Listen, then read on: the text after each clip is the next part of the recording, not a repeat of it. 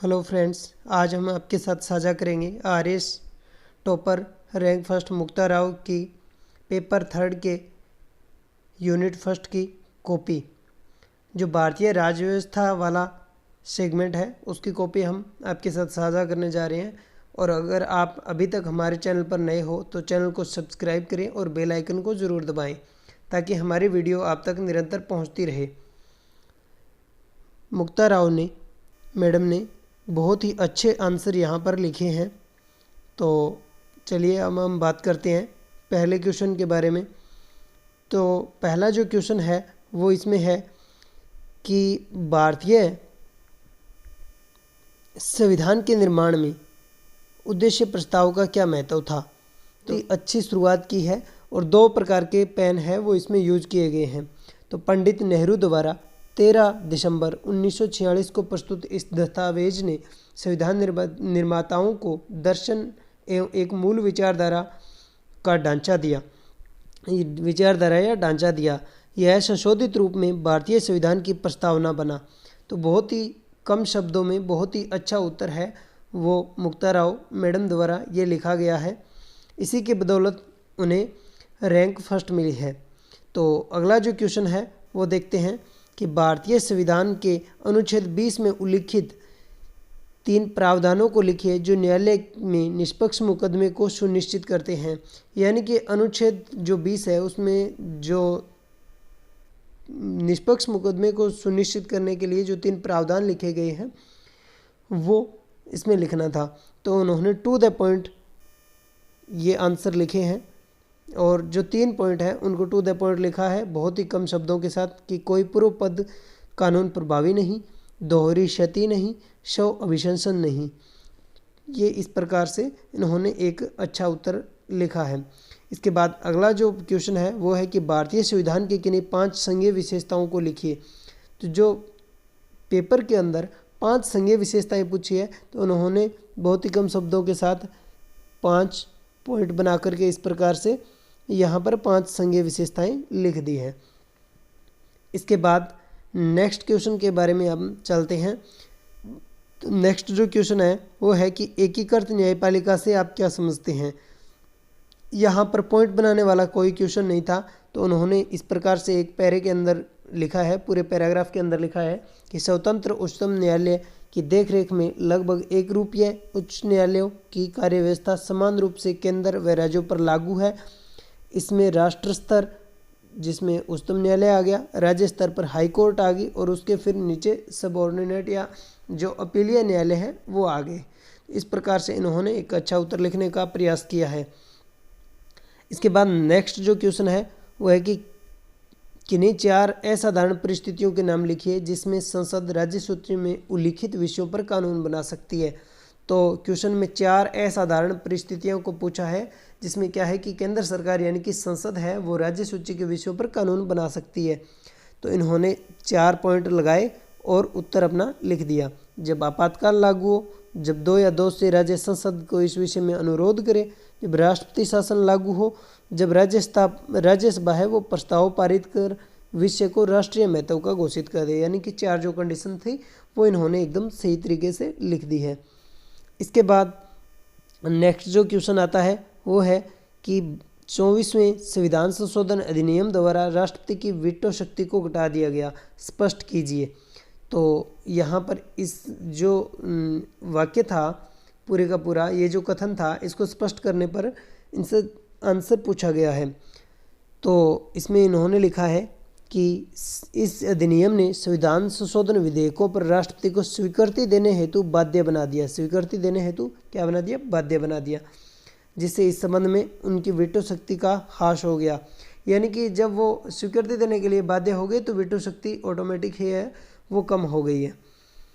तो इसके बाद नेक्स्ट अगर हम बात करें क्वेश्चन की तो जो 7वां क्वेश्चन है वो है कि नीति निर्देशक तत्वों के संदर्भ में लोक कल्याणकारी राज्य को परिभाषित कीजिए। तो यहाँ पर जो नीति निर्देशक तत्व है उनके जो संदर्भ में लोक कल्याणकारी राज्य को परिभाषित करना है। तो इन्होंने सबसे पहले बहुत ही अच्छा एक अनुच्छेद इसके अंदर डाला है कि अनुच्छेद 38 में वर्णित लोक कल्याणकारी राज्य की अवधारणा के अनुसार राज्य ऐसी सामाजिक व्यवस्था बनाएगा जिसमें सामाजिक, आर्थिक और राजनीतिक न्याय सुनिश्चित करेगा, आय की असमानता को कम करेगा। तो यानी कि यहाँ पर जो है वो लोक कल्याणकारी प्रकार की क्या है जो हमारे अनुच्छेद 38 में कही गई है, ऐसे जो कार्य है वो करेगा। इसके बाद क्या है, क्या कैबिनेट मंत्रिमंडल यानी कि जो कैबिनेट यानी मंत्रिमंडल है एक संवैधानिक निकाय है, अपने उत्तर के समर्थन में कारण दो। यानी कि इसका उत्तर भी देना है कि ये संवैधानिक निकाय है या नहीं, और उसके समर्थन में कारण भी बताना है। तो यहाँ पर इन्होंने लिखा है कि हाँ, सबसे पहले तो इन्होंने अपना उत्तर है वो इस अपने हाँ या ना के साथ उन्होंने अपने उत्तर को दिया है कि संवैधानिक निकाय है। अब क्यों है इसका ये कारण भी बता रहे हैं कि मंत्रिमंडल एक संवैधानिक निकाय है जिसे 44वें संविधान संशोधन अधिनियम द्वारा अनुच्छेद 352 में सम्मिलित किया गया था। इसके बाद नेक्स्ट जो क्वेश्चन है वो है कि उच्च न्यायालय का रीट क्षेत्राधिकार उच्चतम न्यायालय के रीट क्षेत्राधिकार से ज़्यादा है, कैसे? तो यहाँ पर क्वेश्चन में ये पूछा गया है कि जो हाई कोर्ट का जो रीट जारी करने की शक्तियाँ हैं, जो हाई कोर्ट की जो रीट जारी करने की शक्तियाँ हैं वो सुप्रीम कोर्ट से ज़्यादा कैसे हैं, ये उन्होंने पूछा है क्वेश्चन में। तो इसका जो आंसर है वो इन्होंने लिखा है कि उच्चतम न्यायालय का रीट क्षेत्राधिकार अनुच्छेद 226 में और उच्चतम न्यायालय का जो रीट क्षेत्राधिकार है वो अनुच्छेद 32 में है। अब इन्होंने कहा है कि अधिक विस्तृत है, साथ में इन्होंने अनुच्छेद भी जोड़ दिए, और जो अनुच्छेद इन्होंने लिखे हैं, फैक्ट जो लिखे हैं वो एक अलग प्रकार के अलग कलर के पेन से लिखे हैं जो हाईलाइट हो रहे हैं, और जो एग्जामिनर है कॉपी चेक करने वाला उसका ध्यान है वो तुरंत इन हाईलाइट किए हुए शब्दों पर चला जाता है। तो उत्तर की जो गुणवत्ता है उसमें सुधार या जो उत्तर की गुणवत्ता है उसमें वृद्धि करता है।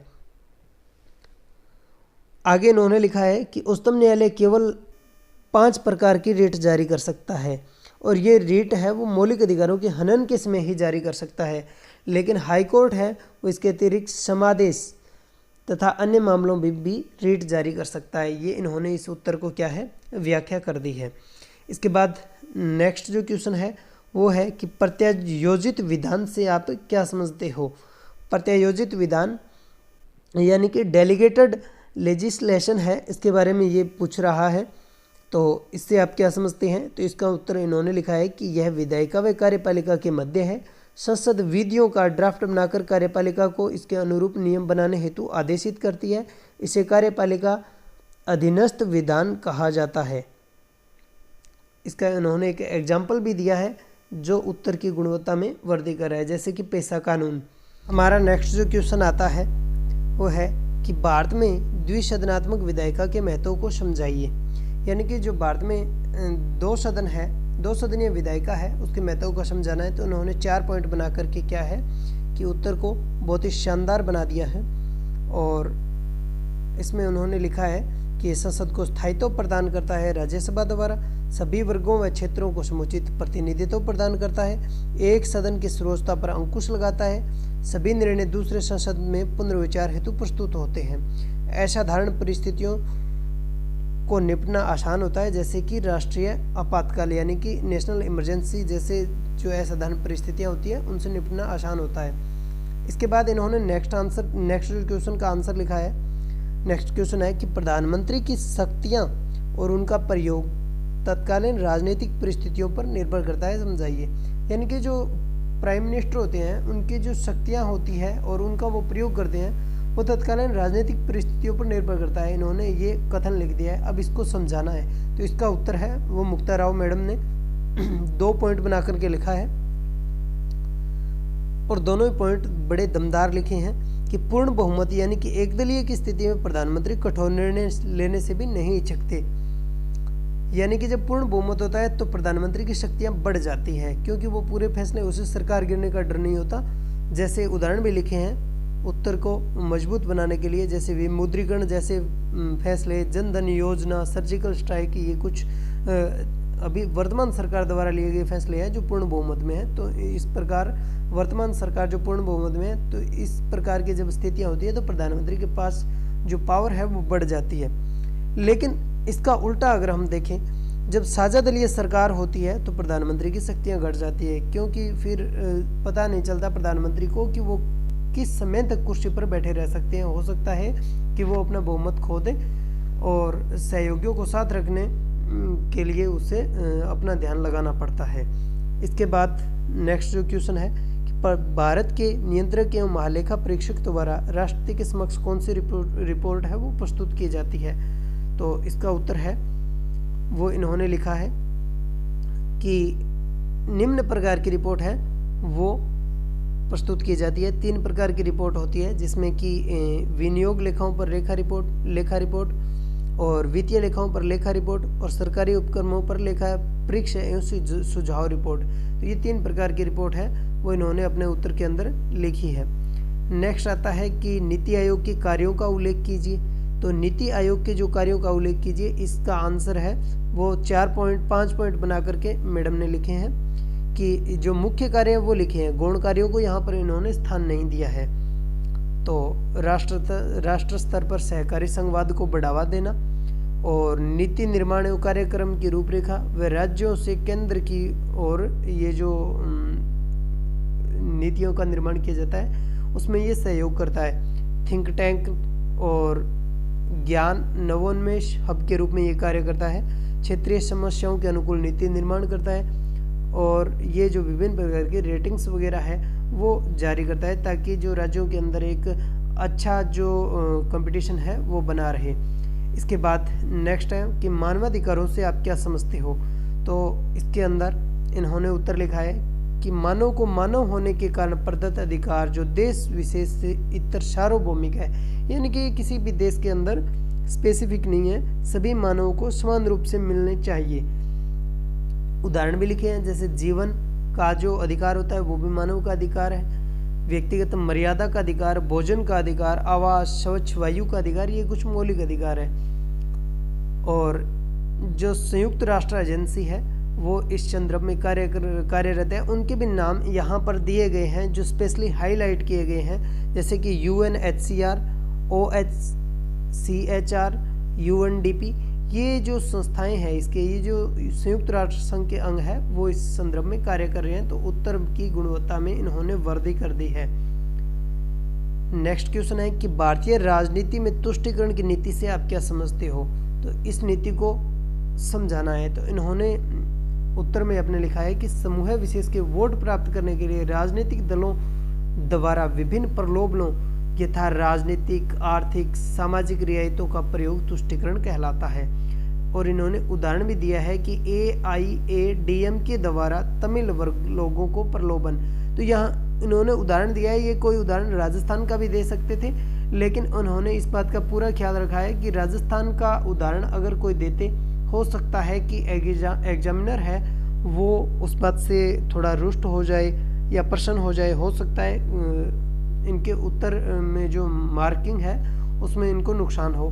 तो इन्होंने तमिलनाडु का एग्जाम्पल लिया है जो इनके मार्किंग पर भी कोई इफेक्ट नहीं डालेगा और जो उत्तर है उसके अंदर एक अच्छा उदाहरण भी प्रस्तुत कर दिया। तो इस प्रकार अगर आपको भी कोई इस प्रकार के उदाहरण देने हैं राजनीति से जुड़े हुए, तो कोशिश रहे कि वो राजस्थान से न हो, खासतौर से जहाँ पर राजनीति में तुष्टीकरण जैसे नीतियों की बात हो। इसके बाद नेक्स्ट है कि चुनाव के दौरान आदर्श आचार संहिता के महत्व का वर्णन कीजिए। तो इसके अंदर आदर्श आचार संहिता है चुनाव की, तो इसमें उन्होंने 5 पॉइंट लगा करके लिखे हैं, बहुत ही अच्छे आंसर लिखे हैं। इसके बाद नेक्स्ट क्वेश्चन की हम बात करते हैं कि सन्स ऑफ साइल सिद्धांत क्या है। तो ये जो सन्स ऑफ साइल सिद्धांत है इसके बारे में इन्होंने अच्छा उत्तर लिखा है कि यह भूमिपुत्र की अवधारणा है जिसका तात्पर्य स्थानीय लोगों को सरकारी पदों, सेवाओं और कार्यक्रमों का लाभ देने से है। यह संविधान की मूल भावना समता के अधिकार के विपरीत है तथा क्षेत्रवाद को पोषित है। उदाहरण, हरियाणा में निजी क्षेत्र में 75% स्थानीय व्यक्तियों को आरक्षण देना। तो ये जो क्षेत्रवाद को बढ़ाने वाले जो फैसले लिए जाते हैं उससे जुड़ा हुआ सिद्धांत है। इसका बहुत ही अच्छा इन्होंने उदाहरण के साथ में उत्तर लिखा है। इसके बाद हमारा नेक्स्ट जो क्वेश्चन आता है वो आता है कि राजस्थान में नगर न्यास के कार्यों को लिखिए। तो नगर न्यास के जो कार्य हैं उनको इन्होंने लिखा है और हाईलाइट करके फैक्ट भी इसके अंदर ठीक डाले हैं कि 1959 के कानून द्वारा स्थापित ये न्यास शहरी क्षेत्रों में राजकीय भवन निर्माण, कानून को लागू करना, जमीन का आवंटन, सड़कों, बाजारों, पार्किंग, शौचालयों तथा पार्कों की व्यवस्था करती है। राज्य में अभी 14 नगर विकास न्यास कार्यरत है। तो ये इन्होंने एक फैक्ट ये भी डाल करके बताने की कोशिश की है कि अभी वर्तमान में कितने नगर विकास न्यास कार्यरत है। ये इन्होंने संख्या दे दी और किस कानून के द्वारा इनको स्थापित किया गया था वो भी लिख दिया, साथ में कार्यों को भी लिख दिया। बहुत ही कम शब्दों में बहुत ही सुंदर आंसर इनके द्वारा लिखा गया है। इसके बाद नेक्स्ट जो क्वेश्चन आता है कि राजस्थान राज्य से राज्यसभा में कितने सदस्य निर्वाचित होते हैं। तो पहले तो इन्होंने सीधी संख्या ही पूछ ली, फैक्ट ही पूछ लिया। वर्तमान 4 सदस्यों का नाम बताइए। तो 10 सदस्य हैं और 4 सदस्यों के नाम पूछे तो doctor Manmohan Singh, KC. Venugopal, doctor Kirodilal Meena, Bhupendra Yadav. चूंकि अगर हम बात करें तो ये चारों सदस्य अभी भी राजस्थान से है। वर्तमान में कुछ सदस्य चेंज हुए हैं, आप उनको करंट अफेयर के माध्यम से देख लेना। इसके बाद नेक्स्ट क्वेश्चन आता है राजस्थान पंचायती राज अधिनियम 1994 के अनुसार जिला परिषद के सदस्य कौन कौन होते हैं। तो जिला परिषद के सदस्य जितने भी होते हैं, जो जिला परिषद के निर्वाचित सदस्यों के अलावा भी कुछ सदस्य होते हैं, उनको इन्होंने क्या है कि अपने उत्तर के द्वारा यहाँ पर अच्छा लिखा है। इसके बाद नेक्स्ट क्वेश्चन आता है कि राजस्थान की शासन व्यवस्था में भारतीय संविधान के अनुच्छेद 243 के का महत्व समझाइए। तो ये राज्य निर्वाचन आयोग से जुड़ा हुआ संविधान का जो अनुच्छेद है इसके बारे में है। इन्होंने सबसे पहले हाईलाइट करके राज्य निर्वाचन आयोग लिख दिया ताकि कॉपी चेक करने वाले एग्जामिनर की सबसे पहले यहाँ पर नज़र गिरे और वो क्या है कि उत्तर की जो गुणवत्ता है उसको देख करके आगे का उत्तर है वो चेक करेगा। तो इसके अंदर इन्होंने ये पूरे का पूरा लिख दिया है। इसके बाद आता है नेक्स्ट क्वेश्चन। नेक्स्ट क्वेश्चन में पूछा है कि पहचान की राजनीति क्या है। तो इसके बारे में इन्होंने उत्तर लिखा है कि राजनीतिक शक्ति, सत्ता, प्रतिनिधित्व और अन्य लाभ प्राप्त करने के लिए समूह विशेष द्वारा ऐसे आधारों का प्रयोग करना जो उसे अन्य से भिन्न बनाते हैं, पहचान की राजनीति कहा जाता है। इन्होंने फिर उदाहरण की बात करें तो उत्तर प्रदेश में निषाद, गुजरात में पटेल या पाटीदार, ये यहाँ पर इन्होंने एग्जाम्पल लिखे हैं। जो गुट होते हैं, राजनीति को प्रभावित करने वाले जो गुट होते हैं, उससे जुड़ा हुआ ये क्वेश्चन था। तो इन्होंने उदाहरण भी लिखे हैं, तो अन्य स्टेट से लिखे हैं। ये राजस्थान में जो गुज्जर आंदोलन हुआ था तो उसको भी ये लिख सकते थे, लेकिन इन्होंने नहीं लिखा क्योंकि वो इनके उत्तर को कहीं प्रभावित कर सकता था। तो इस प्रकार के उदाहरण आप भी लिखने से बचिए। नेक्स्ट जो हमारा क्वेश्चन आता है वो है कि नीति आयोग द्वारा कैसे सहकारी संघवाद को बढ़ावा दिया जाता है। तो इसने इन्होंने उत्तर के अंदर 4 पॉइंट बनाए और जो उत्तर थे, जो सहकारी संघवाद को बढ़ावा दिए जाने वाले जो पॉइंट्स थे वो इसके अंदर इन्होंने लिखे हैं। बॉटम अप अप्रोच, यानी कि जो राज्यों से कार्यक्रम या नीतियां ली जाती है उनको केंद्र या अन्य राज्यों के अंदर क्या है कि लागू करने की कोशिश की जाती है। सभी मीटिंग में राज्य के मुख्यमंत्रियों से विचार विमर्श होता है। राज्यों के विकास के एजेंडों को राष्ट्र के विकास में समेकित किया जाता है। विभिन्न रेटिंग्स द्वारा राज्यों में प्रतिस्पर्धा से उत्तरोत्तर विकास किया जाता है। तो ये अच्छे पॉइंट इन्होंने लिखे हैं। अब नेक्स्ट जो क्वेश्चन आता है वो है 50 शब्दों में उत्तर लिखने वाला और प्रत्येक प्रश्न के 5 अंक है। ये क्वेश्चन काल प्रत्यक्ष लोकतंत्र का प्रतीक है, मूल्यांकन कीजिए। इस प्रकार से क्वेश्चन आया है।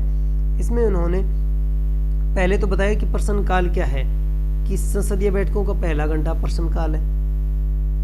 अब इसके अंदर प्रश्नकाल के बारे में इन्होंने बताया है कि सदस्य सरकार से विभिन्न प्रश्न पूछकर सरकार का रुख, योजनाएं, क्रियान्वयन की स्थिति, अन्य समस्याओं की ओर ध्यान आकर्षित करते हैं। राष्ट्रीय महत्व के प्रश्नों द्वारा सरकार को लोक हित हेतु बाध्य करने की क्षमता ही इसे प्रत्यक्ष लोकतंत्र का प्रतीक बनाती है। ये इन्होंने बताया है कि प्रश्नकाल प्रत्यक्ष लोकतंत्र का प्रतीक कैसे है, इस बात का इन्होंने व्याख्या की है। अब इसमें कितने प्रकार के प्रश्न पूछे जा सकते हैं वो भी इसके अंदर इन्होंने इंक्लूड किया है कि तारांकित प्रश्न, 3 प्रकार के प्रश्न पूछे जाते हैं, तारांकित प्रश्न, अतारांकित प्रश्न और अल्प सूचना के प्रश्न। ये नेक्स्ट जो क्वेश्चन है वो है कि भारतीय संविधान के अनुसार राज्यसभा की विशेष शक्तियों को समझाइए। यानी कि राज्यसभा वैसे तो पावरफुल नहीं है, लेकिन फिर भी इसके पास कुछ विशेष शक्तियां हैं। वो शक्तियां क्या है, इसके बारे में इन्होंने पूछा है। तो राज्यसभा का जो अनुच्छेद 80 है, राज्यसभा जो अनुच्छेद 80 के तहत वर्णित है कि एक सदन राज्यसभा होगा, इसमें विशेष शक्तियां हैं, वो इन्होंने यहाँ पर लिखे है। यह संसद को राज्य सूची के विषय पर कानून बनाने हेतु अधिकृत कर सकती है। यहाँ पर इनके अनुच्छेद याद नहीं था, इसलिए इन्होंने जगह खाली छोड़ दी, गलत नहीं लिखा। ये ध्यान रखना कि तुक्के नहीं लगाने हैं, अगर नहीं आता है तो उसको छोड़ दीजिए, गलत मत लिखिए, क्योंकि उससे इनका उत्तर है वो नकारात्मक रूप से प्रभावित हो सकता था। और नेक्स्ट जो लिखा है कि नई अखिल भारतीय सेवा की सृजन हेतु अनुशंसा करती है, उपराष्ट्रपति को पदच्युत करने की प्रक्रिया का प्रारंभ एवं पूर्ण कर सकती है, और लोकसभा के भंग होने तथा आपातकाल की स्थिति में राज्यसभा में संपूर्ण सत्ता कार्य आ जाता है। इस प्रकार हम देखते हैं कि राज्यसभा शासन को स्थायित्व प्रदान करती है तथा प्रबुद्ध जनों द्वारा राज्यों का प्रतिनिधित्व करती है। यहाँ मुक्ता राव मैडम के अनुच्छेद याद नहीं थे तो उन्होंने नहीं लिखे। नेक्स्ट जो क्वेश्चन है वो है कि उन सिद्धांतों की विवेचना कीजिए जो हमारे संविधान को राष्ट्रवादी आंदोलन से विरासत में मिले थे। राष्ट्रवादी आंदोलन है जो देश को आज़ाद कराने के लिए काफ़ी समय पहले ही शुरू हो गया था। इसकी शुरुआत 1857 की क्रांति से वैसे मानी जाती है, और 1947 में जब देश आज़ाद हुआ तब तक ये आंदोलन चला था। इस आंदोलन से हमें कुछ सिद्धांत मिले थे जो संविधान में स्पष्ट रूप से देखने को मिलते हैं, जैसे कि समानता, मजबूत राष्ट्र, स्वतंत्रता और लोकतंत्र, लोक कल्याणकारी राज्य की अवधारणा, ये कुछ मूल्य थे। इसके बाद नेक्स्ट जो क्वेश्चन आता है वो ये है कि नीति निर्देशक तत्व राष्ट्र और समाज के विकास व प्रगति में किस प्रकार से महत्वपूर्ण भूमिका निभाते हैं। तो यहाँ पर इन्होंने बहुत ही सुंदर आरेखीय चित्र बना करके इस प्रकार से इस उत्तर को लिखा है, और यहाँ पर अनुच्छेद का भी सहारा लिया गया है, पूरा पॉइंट्स में उत्तर लिखा गया है, बहुत ही सुंदर उत्तर लिखा गया है। तो इस प्रकार से ये पॉइंट बना करके उत्तर लिखने से उत्तर की गुणवत्ता में वृद्धि हो जाती है, देखने में सुंदर लगता है, और इस प्रकार से उत्तर लिखने पर नंबर भी अच्छे मिलते हैं। इसके बाद नेक्स्ट जो क्वेश्चन है वो है कि न्यायिक समीक्षा को संविधान की मूल संरचना के रूप में सशक्त करने में मिनर्वा मिल्स मामले की भूमिका को समझाइए। तो यहाँ पर स्पष्ट रूप से ये जो संविधान का मूल ढांचा है, इसमें मिनर्वा मिल्स मामले की भूमिका को समझाना है। तो मिनर्वा मिल्स वाद में सर्वोच्च न्यायालय ने भारतीय संविधान के मूलभूत ढांचे की अवधारणा की विस्तृत व्याख्या की तथा संसद के द्वारा पारित 42वें संविधान संशोधन और इस प्रावधान को अमान्य कर दिया कि संसद की विधायी शक्तियों की कोई सीमा नहीं है तथा किसी संविधान संशोधन को न्यायालय में चुनौती नहीं दी जा सकती। इस संविधान संशोधन में ये बातें कही गई थी जिसे मिनर्वा मिल्स वाद में क्या है, अमान्य कर दिया गया था। इस वाद के बारे में आगे बताया है कि न्यायिक समीक्षा को संविधान की मूल विशेषता बताया था उच्चतम न्यायालय ने। न्यायालय के अनुसार जो संविधान के मूल ढांचे को प्रभावित करने वाली बातें हैं उनको क्या है, न्यायिक समीक्षा संभव है। तो मूल संरचना थी संविधान की, उसको मिनर्वा मिल्स वाद ने सशक्त किया था। ये 50 शब्दों के अंदर बहुत ही अच्छा उत्तर लिखा गया है। नेक्स्ट है, अखिल भारतीय सेवाएं संघीय सिद्धांत का उल्लंघन करती है, फिर भी कई आधारों पर इन सेवाओं का समर्थन किया जाता है, संक्षिप्त में उन आधारों को समझाइए। तो यहाँ पर जो अखिल भारतीय सेवाएं हैं, ऑल इंडिया सर्विसेज है, वो संघीय सिद्धांत का उल्लंघन तो करती है, लेकिन कई आधारों पर इन सेवाओं का समर्थन किया जाता है। उनको संक्षिप्त रूप में समझाना है। तो इन्होंने बहुत ही अच्छा उत्तर लिखा है। शुरुआत इन्होंने अनुच्छेद से की है कि अनुच्छेद 312 में क्या है कि अखिल भारतीय सेवाएं हैं वो वर्णित है, जैसे IAS, IPS और IFS। ये भारतीय जो हमारा भारत का जो संघीय सिद्धांत है उसका उल्लंघन तो करती है, लेकिन इनका समर्थन किन आधारों पर किया जाता है, तो इन आधारों को इन्होंने पॉइंट्स बना करके लिखे हैं कि इससे ये क्या है, संघीय सिद्धांत का उल्लंघन होने के बावजूद भी देश की एकता के लिए क्यों जरूरी है। इसके बाद नेक्स्ट कि निंदा प्रस्ताव और अविश्वास प्रस्ताव में अंतर स्पष्ट कीजिए। ये दोनों प्रशासन सरकार पर अंकुश लगाने की विद्याएं हैं। इन्होंने यहाँ पर तालिका बना करके उत्तर को लिखने की कोशिश की जिससे दोनों की तुलना हो सके, और इसमें भी इन्होंने आगे पॉइंट्स बना करके उत्तर लिखा है। इससे ये क्या है, उत्तर की गुणवत्ता में वृद्धि हो गई। इसके बाद नेक्स्ट क्वेश्चन है कि संसदीय विशेषाधिकारों के स्रोतों को समझाइए। तो संसद को जो विशेषाधिकार मिले हैं उसके जो स्रोत है, सोर्स है, उनको बताना था। तो ये संघ और राज्य दोनों स्तरों पर विधायिका के सदनों के कामकाज की स्वतंत्रता के लिए प्रावधान करते हैं। ये स्रोत निम्न है। अनुच्छेद 105, और इसमें 2 विशेषाधिकार दिए गए हैं जिसे इन्होंने एरो लगा करके समझाया है, और इस प्रकार से इन्होंने पॉइंट बना करके उत्तर लिखने की कोशिश की है। इसके बाद नेक्स्ट क्वेश्चन, भारत सरकार द्वारा 1953 में गठित राज्य पुनर्गठन आयोग के सदस्य कौन कौन थे। पूरा फैक्चुअल क्वेश्चन है, फैक्ट पूछे गए हैं। आयोग द्वारा राज्यों के पुनर्गठन के लिए किन कारकों की पहचान की गई थी। तो सदस्य बताने थे, पहले 3 सदस्य थे। डॉक्टर फजल अली थे, वो अध्यक्ष थे, और KM पणिकर व HN कुंजरू थे, वो इसके 2 सदस्य थे। आयोग द्वारा राज्यों के पुनर्गठन हेतु चिन्हित कारक थे, उनको इन्होंने पॉइंट्स बना करके लिखा है, जैसे कि देश की एकता व सुरक्षा का संरक्षण होना चाहिए, भाषाई व सांस्कृतिक एकरूपता होनी चाहिए, वित्तीय, आर्थिक एवं प्रशासनिक तर्क व व्यवहार्यता होनी चाहिए, प्रत्येक राज्य व पूरे देश में जन कल्याण की योजना व इसका संवर्धन होना चाहिए, अल्पसंख्यकों के हितों की रक्षा होनी चाहिए। इसके बाद नेक्स्ट जो क्वेश्चन आता है वह है कि दल परिवर्तन कानून के संदर्भ में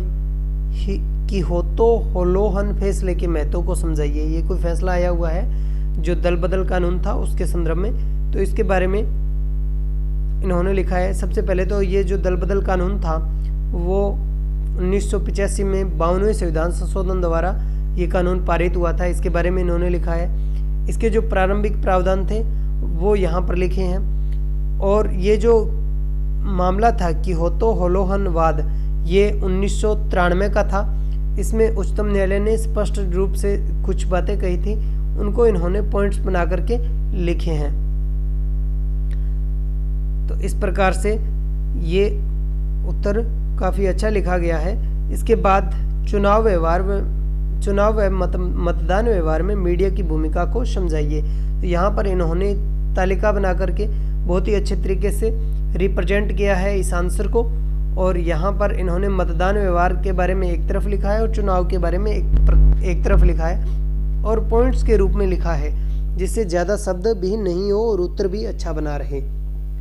इसके बाद नेक्स्ट क्वेश्चन आता है कि राजनीति में सांप्रदायिकता विभिन्न रूप ले सकती है, विस्तृत विवरण दीजिए। तो इन्होंने यहाँ पर लिखा है पूरे का पूरा जो एक आलेख बना करके लिखा है। नेक्स्ट है कि दबाव समूह है वह राजनीतिक आंदोलन राजनीति पर किस प्रकार असर डालते हैं। तो दबाव समूह है राजनीतिक आंदोलन है वो किस प्रकार से अपने राजनीति है उस पर क्या है असर डालते हैं। तो इन्होंने दबाव समूह लिखा है, जैसे NGO हो गए, जो बिजनेसमैन्स हो गए, या जो स्वयं सहायता समूह हो गए, ये क्या है नीतियों का निर्माण करवाने के लिए आंदोलन वगैरह कर देते हैं, सरकार पर दबाव बना करके राजनीति को प्रभावित करते हैं। उदाहरण भी बहुत अच्छा लिखा है, जैसे कि अन्ना हजारे आंदोलन था जो लोकपाल के लिए लाया गया था, और पाटीदार आरक्षण आंदोलन, गुज्जर आंदोलन, ये यहाँ पर इन्होंने इंक्लूड किया है राजनीतिक आंदोलनों के रूप में। इसके प्रभाव यानी कि यहाँ पर असर पूछा था, तो ये तो इन्होंने इनके बारे में बताया है। अब यहाँ पर इसके प्रभाव यानी कि असर कैसे डालते हैं वो इन्होंने पॉइंट बना करके बहुत ही अच्छा आंसर है वो देने की कोशिश की है। नेक्स्ट जो क्वेश्चन है वह है कि संविधान के अनुच्छेद 324 में चुनाव आयोग के स्वतंत्र एवं निष्पक्ष कार्य करने के लिए क्या प्रावधान किए गए हैं। तो यहाँ पर कुछ प्रावधान दिए गए हैं आर्टिकल 324 के अंदर कि चुनाव आयोग है वो अपनी स्वतंत्रता कैसे बरकरार रख सकता है। तो हाईलाइटेड पॉइंट के अंदर बहुत ही अच्छा शानदार उत्तर लिखा है कि निश्चित कार्यकाल, सेवा शर्तें, आयोग की सहायता, पद से हटाना, प्रादेशिक कर्मचारी वृंद, ये इस प्रकार से इन्होंने पॉइंट्स बना करके बहुत ही शानदार उत्तर इसके अंदर लिखा है। इसके बाद नेक्स्ट जो क्वेश्चन आता है वह है कि सूचना का अधिकार संशोधन अधिनियम 2019 द्वारा सूचना का अधिकार 2005 में क्या बदलाव किए गए थे। यानी कि करंट रिलेटेड टॉपिक है। यहाँ पर जो बदलाव किए गए थे इस एक्ट के अंदर वो उसका उत्तर बताना था इन्हें। तो इन्होंने बहुत ही शानदार उत्तर इसके अंदर लिखा है कि आरटीआई जो एक्ट 2005 था उसको यहाँ लिख दिया और आरटीआई जो संशोधन अमेंडमेंट होने के बाद जो एक्ट बना था उसको ये लिख दिया गया था। यहाँ पर जो परिवर्तन किए गए थे वो यहाँ पर पॉइंट बना करके तुलनात्मक रूप से लिखे हैं जिससे कि एकदम साफ साफ पता चले कि पहले क्या था और अब क्या हो गया। तो बहुत ही अच्छा उत्तर इन्होंने लिखने का प्रयास किया है। इसके बाद नेक्स्ट है कि केंद्र सरकार द्वारा 2018 में अधिसूचित चुनावी बॉन्ड स्कीम की मुख्य विशेषताओं का वर्णन कीजिए।